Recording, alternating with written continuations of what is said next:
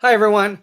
Harry here to talk about the Trump administration taking it on the chin again and again with an opinion that, isn't a close call, but says, what the hell is wrong with you guys? You are violating the Constitution right and left. This is apropos of the voice of America. We read about it, we don't experience it, but its proponents and Congress, bipartisan, has always been behind it, really tout the way that it gives the American vantage point around the world. People continue to see, did until 90 days ago, America as the beacon of hope and the home of the free and the brave. And Voice of America has a whole programming that goes out to the world and is meant to continue to massage and promote that hope. Not for Donald Trump, who comes in and says they're radicals. It's a radical voice. And he basically pulls the plug. And then to try to cover his tracks a little, pulls the plug like 90% of the way and tries to say that's just sort of an adjustment and we're negotiating and that's, getting rid of fraud, waste, and abuse. Okay. Yesterday, a Reagan appointee on the District of D.C., where so many of these cases are coming, Royce Lamberth, who's known for his flares of temper sometime, canceled everything, put in an injunction, told the administration not just to begin to, again, fund the Voice of America, but to reinstate all the employees that they had forced out and forced to go home. And this is, I think, different from, the administration pulls this kind of stuff, say within the Department of Justice, and totally ravages a particular division.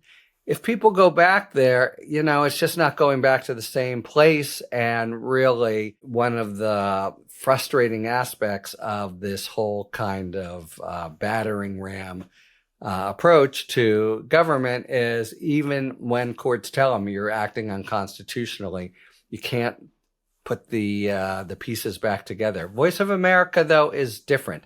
It is it's not broadcasting now for the first time in 80 years. By the way, everybody loves Voice of America.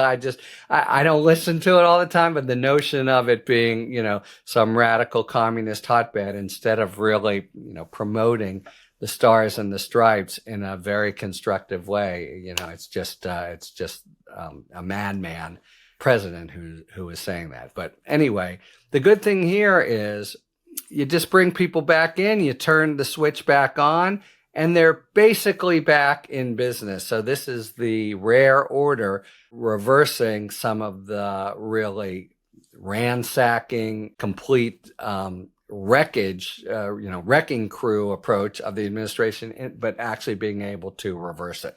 Okay, so Lamberth issues an opinion where he basically says, you're violating the Constitution 6 ways from Sunday.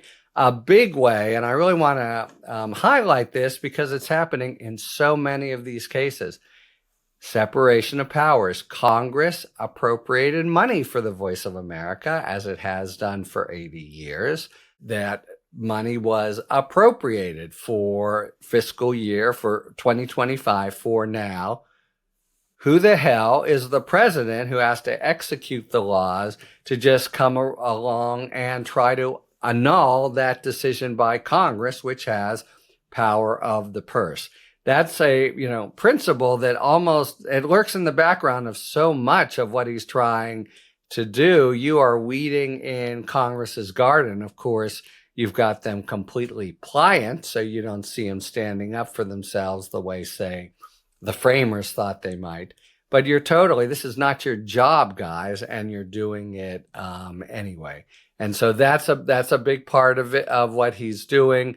There's other, numerous federal laws. So he talks, as in other cases, they're not conforming to a lot of procedural requirements that Congress put in place when they again renewed the funding for Voice of America going forward. So he finds a number of constitutional violations, and then also, and this is happening in other places, including in the YouTube I recorded today about the Abrego Garcia case. They do this thing that's obviously designed for Trump to exercise power and exact retribution, and then they lie about it in court. They say, "Oh, well, we're really." They try to play it as just a kind of, as I was sort of saying up front, just a little bit of adjustment for waste and efficiency and a reduction in staff. But, it's totally clear it doesn't conform to the facts on the ground. And, they're arguing that, well, people were on leave rather than fired. So because we put them on leave, we weren't yet defying congressional mandates. That's the kind of thing you have to say if you're a lawyer representing the Trump administration. They lower the boom, and then you have to go in and try to defend it one way or another. So Lamberth, who's doesn't suffer fools gladly, let me put it that way, having been before him, was, very firm, and moreover sort of stitches it up. This is at the preliminary injunction stage, so it's, this is going to be in place. They'll proceed now to a sort of adjudication on the merits, but the status quo has now been changed. Voice of America is now back in business. People can go back in. The airwaves can, again come on, and it's the people really were told sort of hang on it in countries around the world. This is their taste of America, and not just news and not propaganda. They have a real mandate for objectivity, but also, music and trends and stories and the kind of things that fascinate people when they think, maybe I'd like to move to America, and, why we have been, again, until 90 days ago, a beacon for others to come here and seek out new lives and really add to the country. So, a pretty strong reversal that probably will hold, and in a way that actually permits Voice of America to be back on the air after this interruption. Of course, as always, they'll appeal to the D.C. Circuit and maybe the Supreme Court, but this strikes me as pretty solid, and he really does Lamberth, discredit all the things they're trying to say. In general, you have the administration just being not just taken on the chin and losing right and left this week, but having their credibility questioned. It's delicate because the laws, you can't just call them what they are, which I think the legal term would be lying sacks of shit.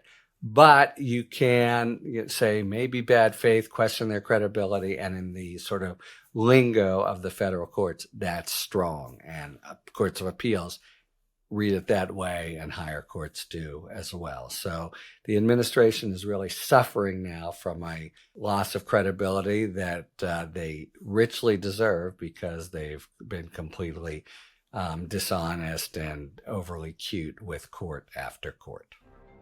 Talk to you later. Thanks for tuning in. If you enjoyed this video and other Talking Feds content, please take a second to like and subscribe. Talk to you later.